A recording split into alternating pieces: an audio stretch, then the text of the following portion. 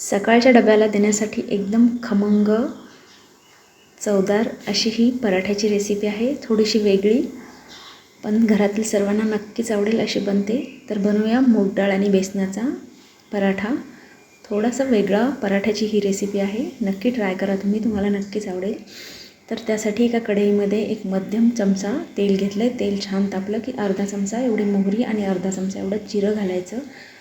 त्यानंतर मी इथे 2-3 लसूण पाकळ्या बारीक कापून घेतल्या आहेत आणि एक हिरवी मिरची बारीक कापलेली ती पण घातली आहे. त्यानंतर अगदी थोडंसं लाल मिरची पावडर, हळद, थोडासा हिंग आणि मिरची पावडर भाजत आली की मग घालू याच्यामध्ये मध्यम आकाराच्या पळीने 1.5 पळी एवढं बेसन किंवा चण्याच्या डाळीचं पीठ. हे पीठ मध्यम टू लो गॅसवर 1-2 मिनटं भाजायचं. त्यानंतर ह्याच्यामध्ये थोडीशी जिरा पावडर, पाव चमचा एवढा चाट मसाला आणि अगदी थोडंसं काळं मीठ घालायचं. यामुळे चव छान येईल.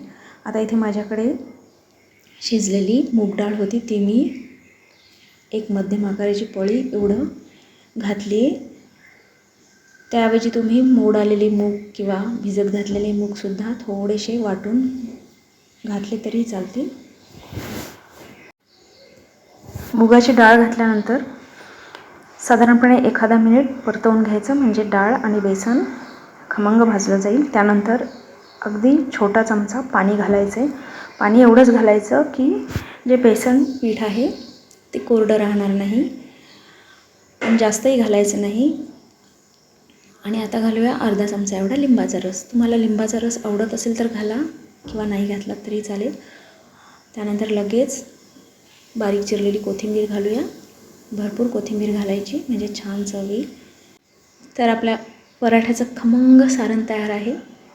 आता तुम्ही साध्या पोळीसोबतसुद्धा हे भाजीसारखं खाऊ शकता. खूप टेस्टी लागतं. तर नेहमीसारखाच मी कणिक लावलेला आहे. चपाती बनवतो तेवढा गोळा घ्यायचा आणि ह्याची छान पोळी किंवा चपाती लाटून घ्यायची.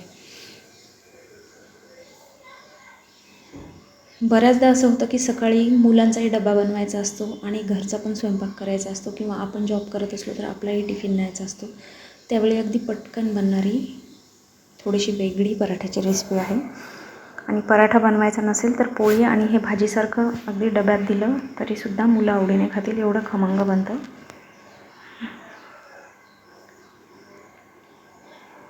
तर आपली ही पोळी लाटून झालेली आहे. याच्यावर आता आपण सारण घालूया. एवढ्या सारणात 3 ते 4 पराठे बनवू शकतात मध्यम आकाराचे. हे सारण अर्ध्या पोळीवर ठेवायचं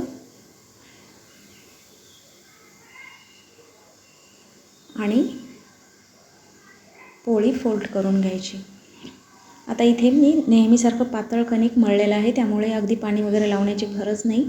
पण तुम्ही जर घट्ट कणिक मळलेलं असेल तर ह्याच्या साईडच्या कडांना थोडंसं पाणी लावायचं, म्हणजे सारण बाहेर येणार नाही. आता ह्याची अशी लाटी बनवून घेऊ आणि अगदी हलक्या हाताने पराठा लाटू. लाटताना मात्र हलक्या हाताने लाटायचं, जेणेकरून सारण बाहेर येणार नाही.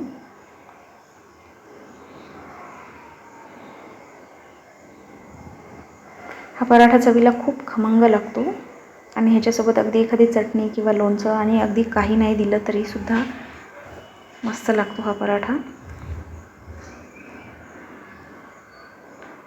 तव्यावर टाकायचा आणि दोन्ही बाजूंनी खरपूस भाजून घ्यायचा.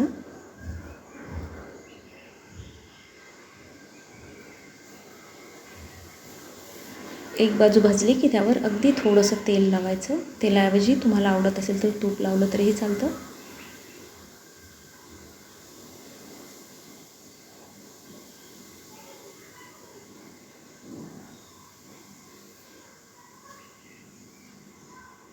आपला एकदम खमंग असा हेल्दी पराठा तयार आहे. तुम्ही एकदा बनवला तर बऱ्याचदा असा पराठा बनवाल आणि मुलांनासुद्धा हा पराठा नक्कीच आवडेल. तर बनवून बघा हा चवदार खमंग पराठा. धन्यवाद.